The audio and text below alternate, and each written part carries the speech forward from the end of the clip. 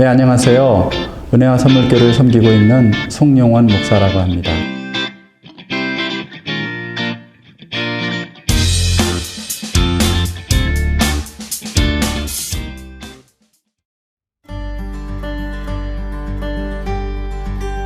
(17세기) 프랑스 철학자인 블레즈 파스칼에 따르면 이 우주의 모든 것은 우리 사람들에게 인간의 위대함과 비참함을 가르쳐 준다고 합니다.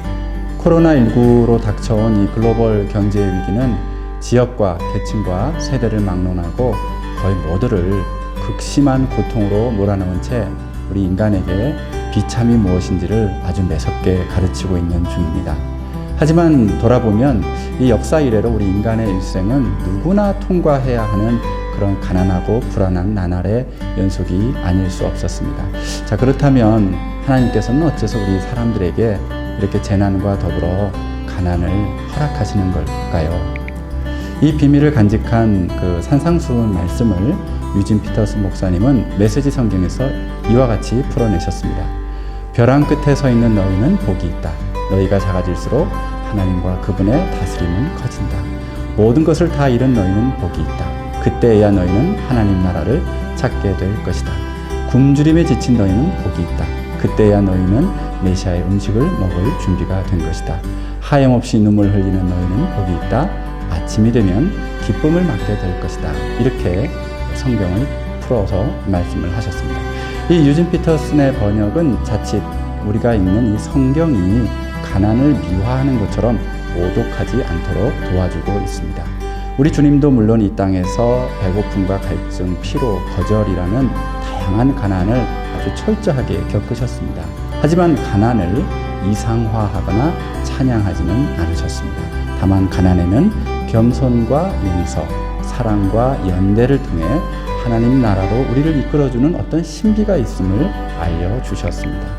우리 주님이 가난의 삶을 취하신 이유는 가난을 미화하기 위해서가 아니라 가난을 치유하기 위해서였다는 것입니다.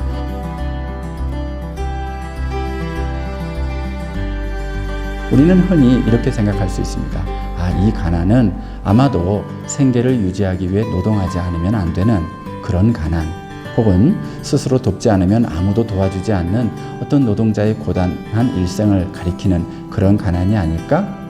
그런 가난을 페네스라고 합니다. 하지만 복음서에는 페네스라는 단어 대신 그보다 더 심한 가난을 사용하고 있습니다. 바로 푸토코스라는 가난입니다. 이것은 누군가에게 무릎을 꿇지 않으면 안 되는 아주 절대적인 절박한 그런 극빈을 말합니다. 이것이 굉장히 의미심장합니다.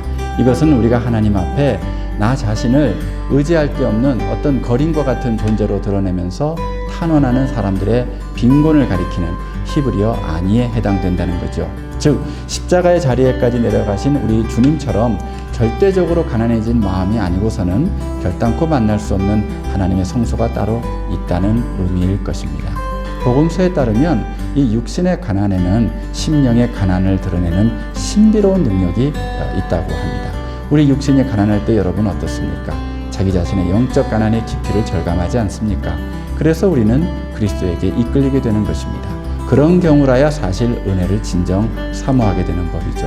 우리 하나님은 인간이 자신의 비참과 하나님의 자비를 동시에 느끼게 하시며 그리스도를 알게 해 주십니다.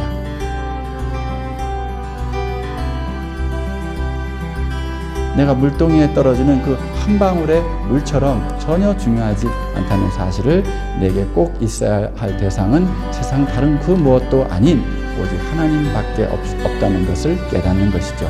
예를 들면 어떤 사람은 지성을 가질 수도 있고 권력, 외모, 체력, 인기, 재물, 도덕성 등등 외적 환경 중에 한두 가지씩은 다 어느 정도 갖고 있거든요.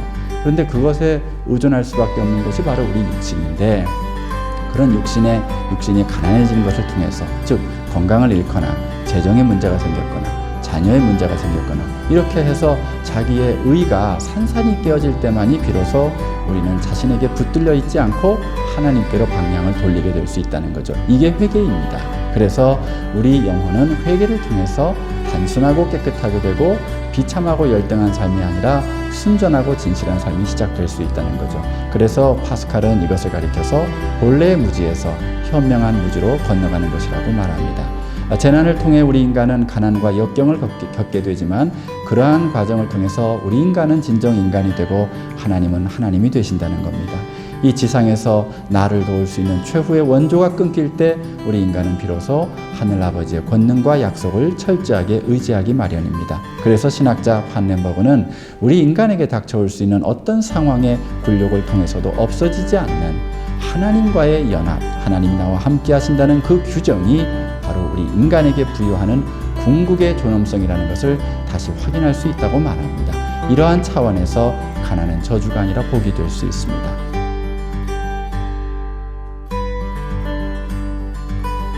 개혁가 루터는 놀라운 교환을 말합니다.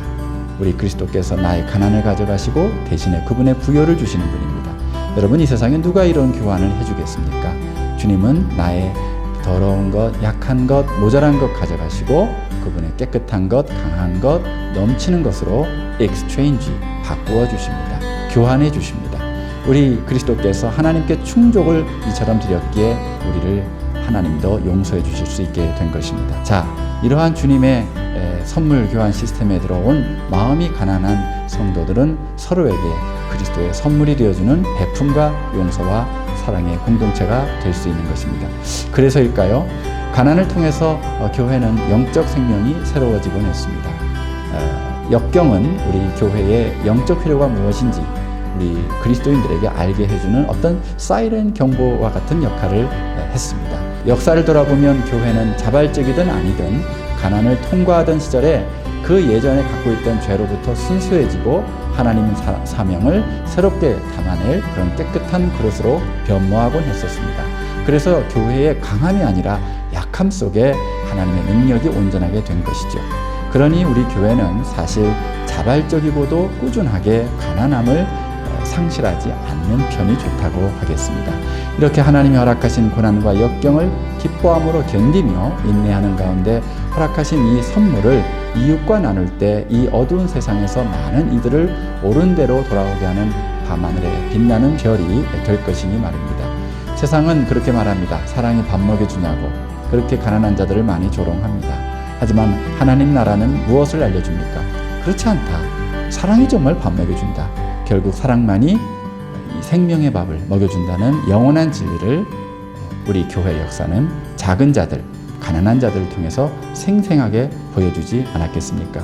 사랑하는 우리 이 땅의 그리스도인 여러분, 우리에게 주신 이 세상의 역경과 이 가난, 여기에 하늘의 신비가 있다는 것을 알고 결코 낙심하지 마시고 소망 가운데 이 가난을 통하여 오히려 우리를 부요함으로 이끌어 가시는 하나님의 놀라운 교환의 축복을 다 받으시길 우리 주님의 이름으로 축복합니다. 감사드립니다.